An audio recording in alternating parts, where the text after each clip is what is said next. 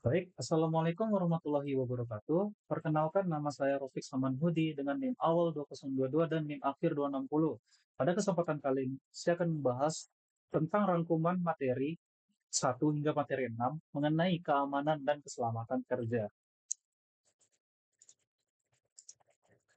Untuk topik pembahasannya, kita memiliki 6 topik yang akan dibahas. Yang pertama, kita akan masuk ke safety briefing. Nah, di sini kita akan bahas tentang latar belakangnya terlebih dahulu. Tingginya angka kecelakaan kerja dan penyakit akibat kerja menyebabkan kerugian ekonomi yang signifikan seperti biaya pengobatan dan hilangnya produktivitas. Kondisi ini menuntut adanya lingkungan kerja yang aman dan sehat, serta implementasi standar keselamatan yang lebih ketat untuk melindungi pekerja dan mengurangi risiko. Oke, jadi maksud dari belakang ini adalah K3 itu didirikan untuk menanggulangi atau menghilangkan penyebab terjadinya suatu kecelakaan yang sangat tinggi. Jadi agar di setiap lingkungan kerja itu bisa menjadi aman dan sehat. Kita masuk ke tujuan ketiga. Yang pertama adalah melindungi tenaga kerja, yang kedua meningkatkan efisiensi dan produktivitas kerja, dan yang ketiga menciptakan lingkungan kerja yang aman dan nyaman. Berikutnya ada manfaat. Nah, yang pertama ini ada bagi tenaga kerja ya. Jadi yang pertama itu terhindar dari kecelakaan kerja dan penyakit akibat kerja. Yang kedua, meningkatkan kesehatan dan keselamatan kerja. Yang ketiga, meningkatkan ketenangan dan kenyamanan kerja. Dan yang terakhir, meningkatkan produktivitas kerja. Oke. Tentunya ada juga manfaat bagi perusahaan ya, yang dimana dapat meningkatkan efisiensi dan produktivitas kerja, menurunnya biaya produksi, meningkatkan cita perusahaan, dan mempermudah pemasaran produk. Jadi, jika kita menerapkan ketiga di sebuah perusahaan, tentunya yang untung itu bukan saja pemilik perusahaan, tapi juga tenaga kerjanya, seperti itu. Jadi, win-win solution. Berikutnya ada ruang lingkup, yang dimana kondisi lingkungan, proses kerja, peralatan kerja, bahan dan metode kerja itu sangat perlu diperhatikan karena dapat menyebabkan gangguan bagi perusahaan, baik itu perusahaan sendiri ataupun para karyawan. Seperti itu. Berikutnya identifikasi risiko bahaya. Yang pertama ada observasi. Kita harus datang langsung ke lingkungan untuk mengobservasi jika jika sebuah lingkungan tersebut dapat menyebabkan sebuah bahaya bagi para pekerja seperti itu. Yang kedua wawancara. Nah, di wawancara ini kita bisa memberikan sebuah pertanyaan, melontarkan sebuah pertanyaan bagi para karyawan yang ingin masuk. Misalkan apa yang harus dilakukan jika terjadinya kebakaran pada gedung B seperti itu. Atau kita bisa mewawancarai mereka untuk mengikuti sebuah bootcamp untuk keamanan keselamatan kerja seperti itu. Yang ketiga adalah analisis data. Dan yang terakhir adalah pengukuran bahaya. Nah, untuk ukuran bahaya ini misalkan di suatu perusahaan memiliki sebuah kadar bahan kimia. Nah, di situ kita harus mengecek dulu kadar bahan kimia itu setinggi apa agar kita dapat menggunakan alat perlindungan diri sesuai dengan angka yang sudah terlihat seperti itu. Yang terakhir adalah mengurangi kecelakaan kerja. Untuk bagi perusahaan, kita harus memprioritaskan K3 untuk mengurangi kecelakaan kerja, menyediakan APD, dan melakukan pelatihan khusus. Itu yang tadi saya bicarakan. Yang kedua, pekerja. Nah, pekerja itu harus mengutamakan keselamatan diri. Tentunya tidak juga harus melindungi diri juga. Kita harus melihat sekitar juga seperti apa kondisinya seperti itu. Yang kedua adalah menggunakan APD dengan benar. Nah, seperti misalkan jika ada kancing atau apa itu kita harus pastikan itu sudah terpasang dengan benar. Sorry, yang berikutnya C adalah ikuti prosedur kerja. Nah, kita harus mengikuti prosedur kerja. Misalkan jika kita ingin melakukan lembur, itu kita juga harus memperhatikan kondisi mental kita sendiri atau mental kita. Yang ketiga, bagi masyarakat itu harus memilih produk atau jasa bagi perusahaan yang mengedepankan ketiga. Ini tuh sama seperti kita membeli helm yang dimana standar helm itu adalah SNI, Standar Nasional Indonesia, seperti itu. Sama juga seperti K3 di sebuah perusahaan. Yaitu perbandingan konsep. Nah, oke, untuk konsep lama K3 itu sebelumnya adalah kecelakaan merupakan asosial. Yang kedua, tidak perlu berusaha mencegah kecelakaan. Dan yang ketiga, masih banyaknya pengganti pekerjaan. Nah, menurut saya ini untuk konsep lama ini seperti kita membudakkan sebuah pekerja seperti itu. Untuk konsep baru, kecelakaan bukan sebuah nasib. Nah, yang kedua ini juga membahas yang pertama tadi. Kecelakaan pasti ada penyebabnya sehingga dapat dicegah. Oke, jadi setiap penyebab pasti ada akibat seperti itu. Yang terakhir, kecelakaan selalu menimbulkan kerugian bagi perusahaan ataupun pekerja itu sendiri. Kita lanjut ke pertemuan 2, membahas tentang unsur kegiatan kerja yang berpengaruh bagi K3. Untuk lingkungan kerja yang berkaitan, yang pertama adalah lingkungan kerja kimia. yang di mana bahan kimia itu adalah unsur senyawa dan campuran baik yang bersifat alami maupun sintesis. Untuk pengelompokannya dibagi jadi tiga, yaitu sifat fisik racun, sifat kimia, dan tipe bahan kimia yang harus diperhatikan.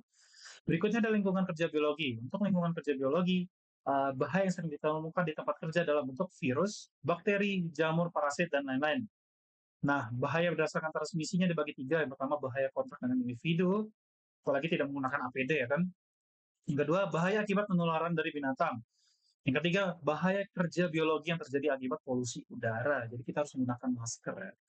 Lingkungan kerja fisiologi ergonomi. Oke, berikutnya. Ergonomi yaitu ilmu yang mempelajari perilaku manusia dalam kaitannya dengan pekerja mereka. Sumber bahaya ergonomi pertama adalah ergonomi fisik, seperti sikap, aktivitas, mengangkat beban, dan gerakan repetitif, yang dimana dapat menyebabkan sakit pada badan. Yang kedua, ergonomi kognitif, seperti beban mental, pengambilan keputusan, dan penampilan kerja, yang dimana kita harus siap untuk belajar, untuk bekerja di bawah pressure sendiri. Yang ketiga, ergonomi organisasi, yaitu ergonomi komunikasi yang bagus, manajemen sumber daya pekerja yang bagus juga. Yang keempat, terdapat lingkungan kerja psikologis, yang mana bahaya dan yang bersumber dari lingkungan kerja psikologis berupa interaksi antar karyawan. Oke, ini yang tadi saya singgung sedikit. Ini di mana lingkungan kerja psikologis itu dapat menyebabkan tekanan psikis. Misalkan itu dapat terjadi akibat beban pekerjaan, tanggung jawab kerja yang sangat monoton, dan pengaturan jam kerja dan jam istirahat yang tidak stabil. Itu yang tadi saya singgung. Berikutnya, kelelahan kerja. Nah, kelelahan fisik akibat kerja yang berlebihan itu dapat menyebabkan kelelahan kerja. Begitu juga dengan kelelahan patologis dan kelelahan psikologis dan emosional. Oke, kita lanjut ke pertemuan 3 yang membahas tentang peraturan perundangan yang terkait dengan K3. Oke, yang pertama adalah Undang-Undang K3 Nomor 1 Tahun 1970 tentang Keselamatan Kerja, yang dimana isinya adalah landasan hukum utama dalam pengaturan K3 di Indonesia.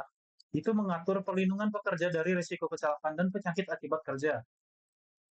Berikutnya, Undang-Undang Nomor 13 Tahun 2003 tentang ketenaga kerjaan, yang dimana setiap ketenaga kerjaan wajib mewajibkan perusahaan menerapkan sistem manajemen keselamatan dan kesehatan kerja bagi ketenaga kerjaan itu sendiri.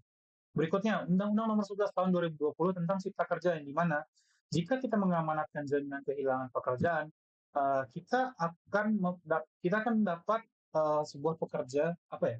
Kita akan mendapatkan sebuah jaminan sosial seperti itu, yang dimana dapat memberikan kita manfaat bagi pekerja yang kehilangan. Berikutnya, Peraturan Pemerintah Nomor 50 Tahun 2012 tentang penerapan sistem manajemen keselamatan kerja atau kesehatan kerja. Jadi pada undang-undang ini dapat mengatur penerapan sistem manajemen keselamatan dan kesehatan kerja di perusahaan untuk mengendalikan risiko pekerjaan. Oke. Dampak dan implikasinya, peraturan dan ketentuan ini memiliki dampak yang signifikan, terutama dalam menjaga keselamatan dan kesehatan pekerja.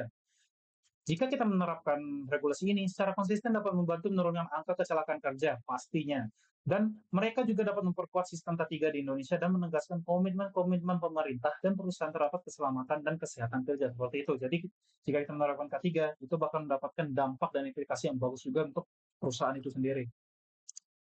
Kita masuk ke pertemuan 4, stakeholder yang terlibat dalam manajemen K3. Yang pertama, ada kepala laboratorium, di mana kebijakan kepala laboratorium itu adalah menetapkan kebijakan K3, menyediakan sarana dan prasarana yang aman, dan yang terakhir menyelenggarakan pelatihan K3.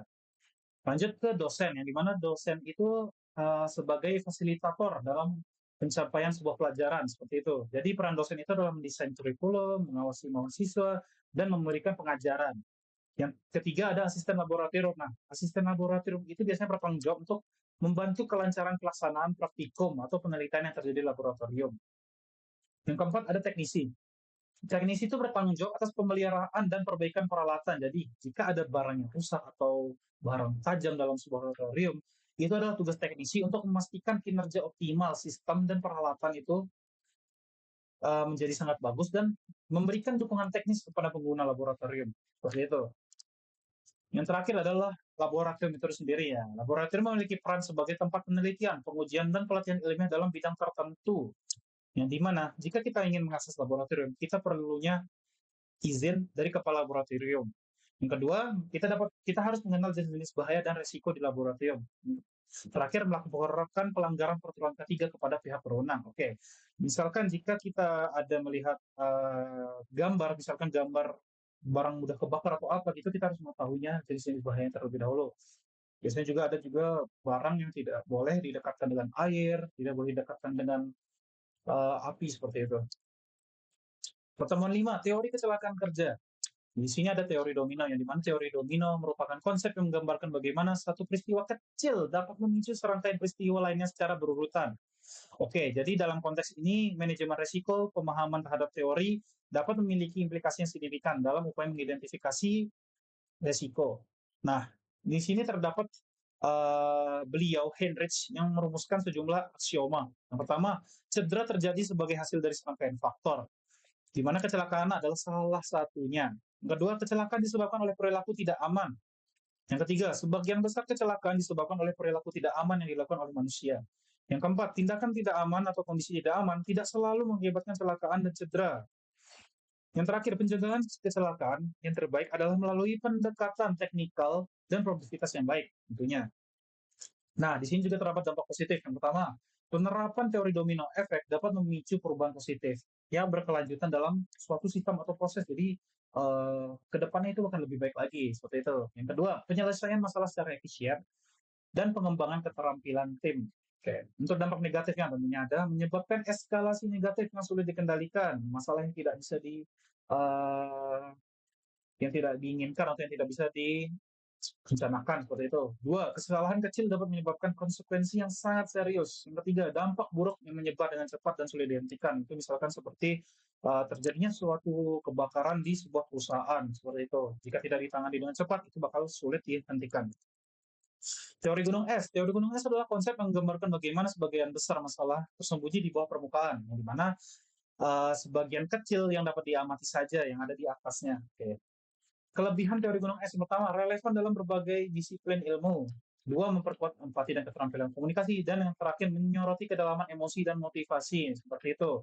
Untuk kelemahan teori gunung es, keterbatasan informasi yang dimana tadi banyak informasi dan emosi yang tidak terlihat. Oke, mirip dengan bagian bawah gunung es. Itu sebabnya disebut teori gunung es. Yang kedua, kesulitan mengukur. Dan terakhir, tidak selalu terbuktinya masalah itu. Kita masuk ke pertemuan 6.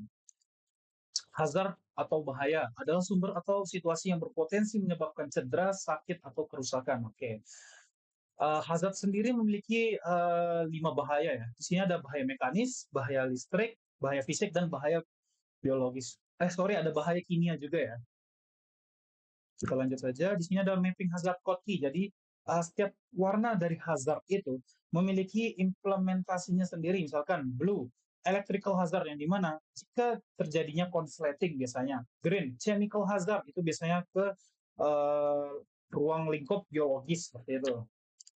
Level of hazard, oke, jadi semakin tinggi level hazard, tentunya dampak masalah dampak yang terjadi itu sudah semakin tinggi atau semakin berbahaya seperti itu. Berikutnya adalah contoh pemetaan bahaya di rumah. Jadi jika kita membuat rumah, tentunya kita harus membuat desain rumah itu. Jadi setiap rumah itu sebaiknya memiliki penanganan bahaya. Misalkan jika terjadi kebakaran, itu dapat diatasi dengan mudah seperti itu. Berikutnya, alarm as low as reasonably practicable, yang dimana alarm adalah tingkat risiko terendah yang masuk akal dan dapat dijalankan. Prinsip ini diterapkan untuk menurunkan risiko pekerja dengan berbagai penanggulangan yang diperlukan. Dengan alat, perusahaan dapat menciptakan lingkungan yang kerja dan sehat. Jadi sebaiknya setiap perusahaan itu dapat mengimplementasikan as low as reasonable practicable ini, pada gambar di samping ini. Jika semakin atas, maka semakin bahaya juga. Semakin atas, semakin berkemungkinan kecelakaan atau insiden yang membahayakan keselamatan dan kesehatan pekerja seperti itu. Oke, sudah sampai ke pengunjung presentasi. Sebelumnya terima kasih. Bila ada kesalahan kata atau kekurangan kelebihannya, mohon dimaafkan. Wabillahi taufiq wal hidayah. Wassalamualaikum warahmatullahi wabarakatuh.